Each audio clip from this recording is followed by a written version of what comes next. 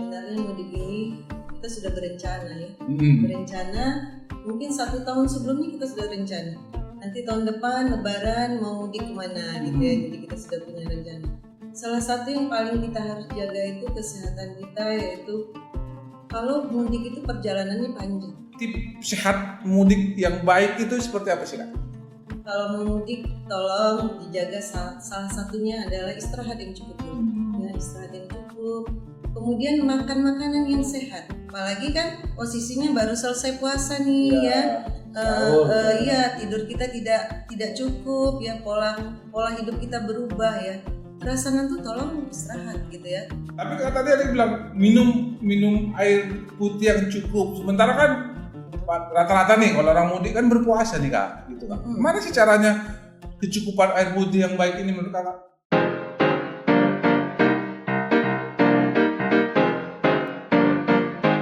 Hari ini Sobat Podcast kita diskusi terkait mudik nih, tips sehat ala mudik nih. Hari ini kita kedatangan Sobat Podcast, ada Dr. Trisna yang saya pikir praktisi yang sangat concern dalam bidang kesehatan hari ini, yang akan memberitahu kita informasi tentang bagaimana menjaga kebugaran, menjaga kesehatan dalam kita nantinya mudik. Hari ini Kak Trisna kita punya budaya mudik nih di Indonesia. Kalau boleh kita tahu nih, kawan-kawan podcast, kenapa sih orang Indonesia punya budaya mudik Kak Trisna? Oke, baik. Pertama-tama terima kasih ya podcast sudah undang saya datang kemari untuk memberikan sedikit mungkin informasi kesehatan yang saya tahu. Jadi budaya mudik itu di Indonesia ini biasa seperti saya juga. Saya punya kampung halaman, tempat orang tua saya dilahirkan, ya, tempat saya kecil dulu. Jadi keinginan untuk kembali ke sana, melihat mungkin orang tua yang masih ada di sana, ya. Jadi kita sekarang kan sudah di kota, di Medan, mungkin kita seperti saya punya kampung halaman di Rantau Prapat. Iya, pulang ke rantau ya Kak? Iya, pulang ke sana untuk jumpa sanak famili, sepupu ya. Jadi rasa mengingat kembali masa lalu, masa berteman ya. Itu rasanya gimana ya? Puas rasanya kalau kita sudah bisa pulang jumpa saudara-saudara yang ada di sana. Jadi seperti itu mungkin ya. Jadi budaya kita karena punya kampung halaman. Tapi mungkin beda dengan orang yang tidak punya kampung halaman ya. Mungkin dibesarkan, dilahirkan di kota Medan. Mungkin seperti itu. Membangun silaturahmi juga ya Kak dengan sanak saudara yang ada di kampung ya Kak. Yang hari ini Kakak pulang ke rantau gitu ya Kak. Jadi mencoba merefresh kembali bagaimana masa kecil gitu ya Kak ya. Tapi terkadang kan kalau mudik ini sangat dekat dengan misalnya hari ini puasa gitu ya Kak. Kan cenderung ketika orang mudik dengan puasa ada lebaran gitu Kak. Kenapa kira-kira menurut Kakak kok dekat dengan misalnya dengan salah satu yang punya agama Muslim misalnya Kak? Menurut Kakak? Ya itu kaitannya mungkin begini. Rata-rata orang yang mudik ini adalah pekerja ya. Mungkin di situ dia saatnya ada liburan panjang, dan mungkin di situ juga ada dana lebih ya yang dikasih oleh perusahaan ya. Ada THR ya Kak. Ada THR. Jadi bisa disisihkan yang bekerja selama 1 tahun ini untuk kita pulang ke kampung gitu ya, untuk mudik gitu. Jadi ya mungkin momen-momen inilah yang mungkin dimanfaatkan banyak orang untuk pulang, untuk yang kita bilang mudik itu tadi Mestakung ya Kak, semesta mendukung, ada libur yang panjang, ada fasilitas anggaran gitu ya Kak, semua juga keluarga berkumpul gitu ya Kak. Liburnya semua itu kan? Iya semua, bukan hanya satu segmentasi ya Kak. Kalau cuti kan hanya kita aja yang libur kan, yang didatangi belum tentu bisa memisahkan waktunya untuk kita. Jadi betul-betul semua ruang lingkupnya mendukung ya Kak ya. Apalagi hari ini kan ada nih program pemerintah anak sekolah diliburkan lebih panjang gitu ya Kak ya. Pegawai negeri juga. Pegawai negeri ya. Iya. Concern kita kan anak sekolah Kak ya. Sekarang anak sekolah kan kuncinya itu Kak. Pegawai negeri pun libur, tapi kalau anak sekolah nggak libur. Tapi terkadang saya pun mau kritisi juga sebenarnya Kak. Anak sekolah libur, tapi pegawai negeri nggak libur, apa juga gunanya Kak? Iya kan Kak. Yang bawa mereka jalan itu siapa? Kalau orang tuanya nggak libur, gimana kan Kak? Banyak nih curhatan dari masyarakat misalnya, libur pun anak saya sekolah, Dia tetap kerja di rumah, ujung-ujungnya main handphone lagi. Nah, itu kan persoalan juga dalam aspek kesehatan kan. Balik lagi anak-anak terpapar dengan konten-konten ya atau media lah Kak, yang dari aspek kesehatan kan buruk juga ya Kak ya. Lalu balik kita terkait mudik nih kan Kak, mudik. Nah, jadi kan kalau mudik kita harus punya persiapan nih Kak biar tetap sehat, bugar, apalagi yang ada sobat-sobat podcast ada yang lagi berpuasa gitu Kak. Kira-kira ini Kak boleh Kak dijelaskan sama kita nih sobat podcast tips sehat mudik yang baik itu seperti apa sih Kak? Oke, jadi sebenarnya mudik ini kita sudah berencana ya, berencana mungkin 1 tahun sebelumnya kita sudah rencana. Nanti tahun depan Lebaran mau mudik kemana gitu ya, jadi kita sudah punya rencana. Salah satu yang paling kita harus jaga itu kesehatan kita, yaitu kalau mudik itu perjalanannya panjang. Iya. Rata-rata perjalanan panjang. Iya. Nggak dikatakan mudik kalau hanya setengah jam ya, perjalanan panjang. Di perjalanan panjang itu kita butuh sehat. Ya. Jadi sobat podcast ini. Kalau mau mudik, tolong dijaga salah satunya adalah istirahat yang cukup dulu. Ya, istirahat yang cukup. Mungkin karena sudah direncanakan, apalagi dia mungkin dia yang nyetir ya, atau yang sebagai driver ya, harus istirahat cukup. Kemudian makan makanan yang sehat, ya makan makanan yang sehat. Kemudian istirahat cukup itu kalau misalnya kita di perjalanan terasa letih, kita harus berhenti. Ya, tidak hanya supir ya, tidak hanya driver. Kalaupun ada yang lain yang memang merasa letih, kita harus berhenti. Kalau gini Kak, kalau istirahat ya Kak, ada beberapa literatur saya lihat dia punya durasi waktu dia berkendara Kak, biar bisa istirahat. Kalau dari sisi kesehatannya sepertinya ada nggak waktu? Apakah memang merasa letih istirahat atau ada durasi waktu ini Kak?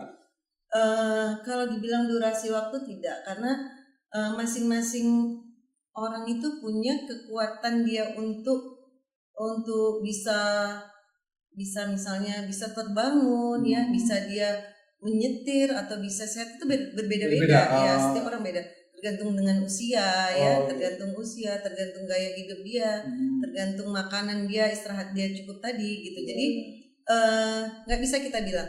Kalau terasa kita ngantuk, apalagi kan posisinya baru selesai puasa nih ya, tidur kita tidak cukup ya, pola hidup kita berubah ya, terasa ngantuk, tolong istirahat gitu ya. Kemudian membawa makanan yang bisa kita cemil ya, kemudian banyak air putih kita minum seperti itu ya, minuman gitu. Jadi kalau dikatakan harus istirahat ada berapa lama sih manusia itu tahan? Itu tergantung manusia ya, beda-beda. Berarti indikator utamanya ketika dia sudah mulai ada terasa letih. Letih ini kan sulit ini mendefinisikan letih bagi sebagian orang kan. Letih, sangat letih atau kurang letih ini gimana Kak? Boleh nggak diceritain? Jadi letih itu gini. Letih itu akan timbul rasa ngantuk. Ya? Akan situ ya Kak, ngantuk. Ngantuk. Kalau kita sudah ngantuk, tolong berhenti. Karena kita paksakan pun tidak akan bisa. Jadi itu mungkin dari situ tubuh kita itu sudah mulai memberikan proses, dia akan memberikan sinyal. Ya, warning dia. Warning. Istirahat gitu. Istirahat ya. Jadi kita ngantuk, ya mungkin nanti penyetirnya jadi bermasalah, seperti istirahat aja. Jadi jangan mementingkan diri sendiri juga. Karena bawa keluarga ya Kak. Bawa keluarga seperti itu ya kan, bahayanya juga banyak. Iya. Jadi memang kalau sudah mulai agak narik tuh mata gitu ya Kak. Iya, harus istirahat. Tapi Kak tadi ada bilang minum air putih yang cukup. Sementara kan rata-rata nih kalau orang mudik kan berpuasa nih Kak, gitu Kak. Gimana sih caranya kecukupan air putih yang baik ini menurut Kakak? Jadi mencukupi air putih itu ya paling sedikit tuh 2 liter ya. 2 liter itu kan kita kebutuhannya bisa pada saat kita berbuka puasa sampai kita sahur. Kita bagi. Jadi tetap kebutuhan air itu harus cukup. Jadi kita sekali minum itu misalnya 200 ml ya, 1 gelas. Hitung dibagi. 2 liter itu kita bisa minum berapa kali. Jadi kebutuhan cairan kita itu terpenuhi, tidak hanya dari cairan aja, makanan yang lain juga kan ada yang mengandung air, seperti buah-buahan, seperti itu. Jadi jangan dikatakan bahwa puasa itu menghalangi segalanya. Itu kan hanya merubah waktu ya, merubah waktu kita di saat hari biasa tidak puasa kita makannya di siang hari. Ini di malam hari kita bisa atur, jadi seperti itu. Kebutuhan cairan pada saat buka puasa sampai sahur. Dalam special condition kayak puasa ini kan Kak, kan di tengah kita nyetir jam 12, jam 1 siang ini kan kadang-kadang kan dalam AC ruangan atau dalam mobil ini butuh cairan yang berlebih, itu mensiasatinya gimana nih Kak untuk konteks cairan tadi?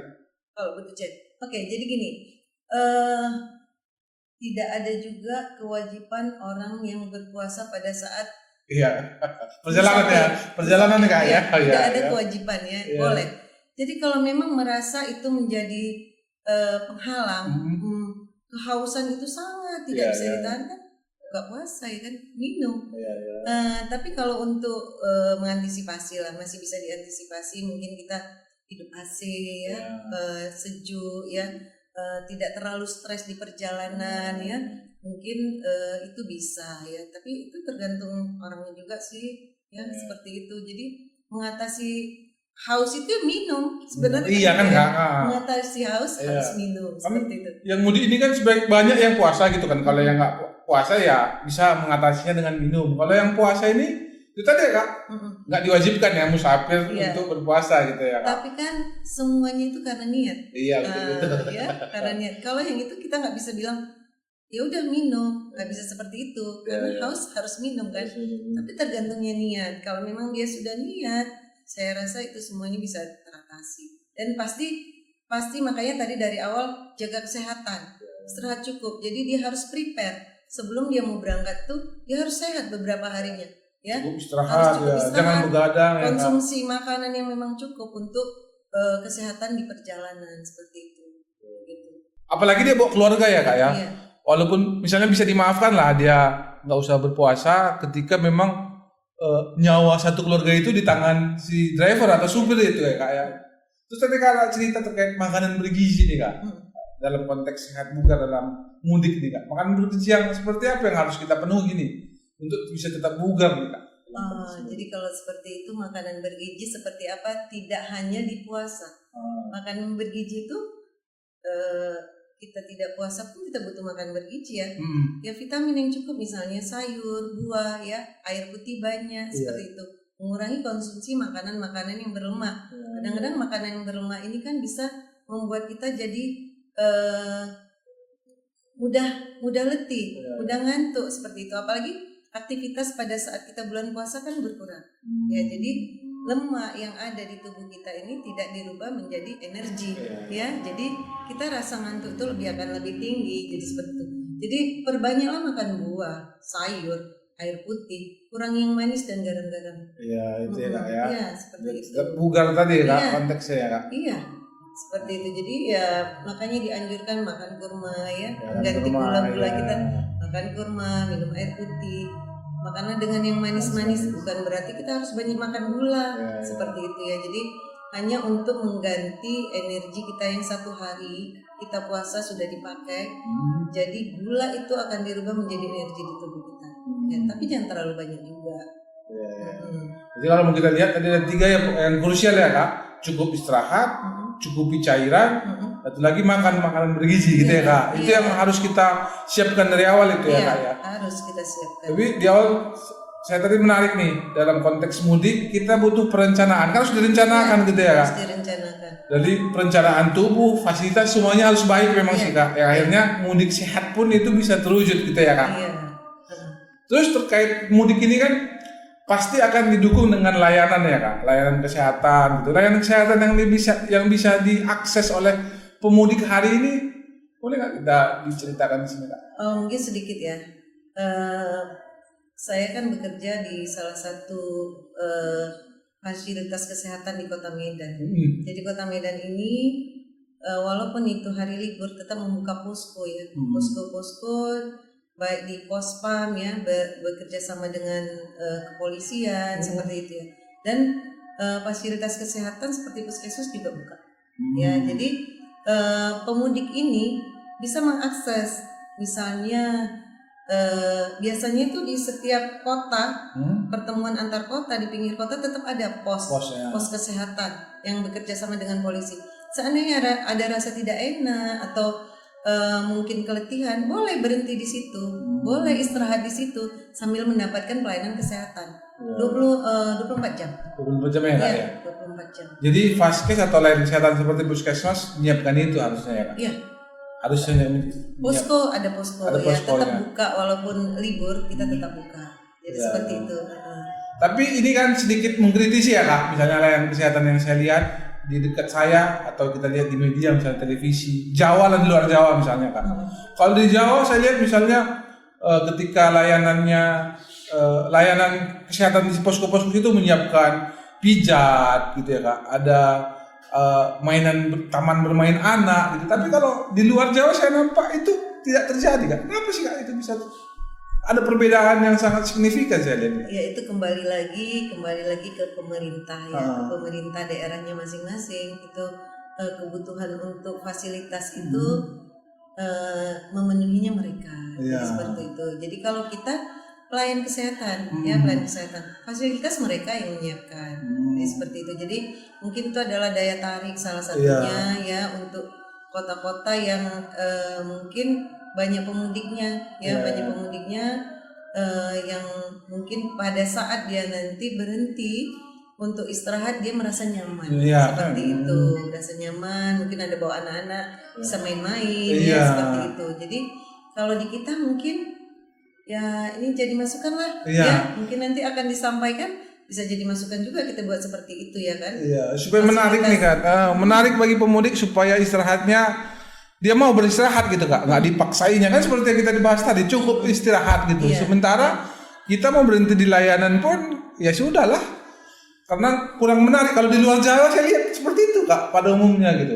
Ya itu masing-masing pemerintah daerahnya lah ya yang menyediakan. Jadi mungkin ini masukan lah bagi saya juga, bagi kami ya yang di pemerintahan Kota Medan mungkin nanti bisa saya sampaikan. Kan menarik nih ketika misalnya ada tempat ya, kita kan namanya ATM, amati tiru modifikasi kan Kak. Bisa kita lihat hal-hal yang positif.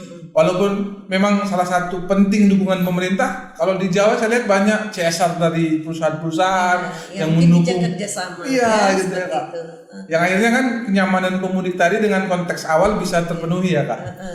Terakhir nih Kak, apa sih ini saran atau masukan saran atau hal yang mau disampaikan ke sobat podcast terkait mudik?